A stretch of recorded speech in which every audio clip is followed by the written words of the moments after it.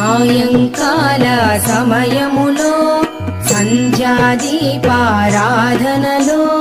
వచ్చును తల్లి మహాలక్ష్మి, వచ్చును తల్లి వరలక్ష్మి.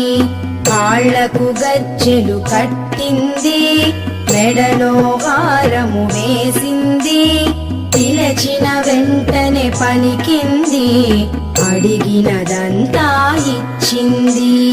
సాయంకాల సమయములో సంధ్యాదీపారాధనలో వచ్చును తల్లి మహాలక్ష్మి, వచ్చును తల్లి వరలక్ష్మి.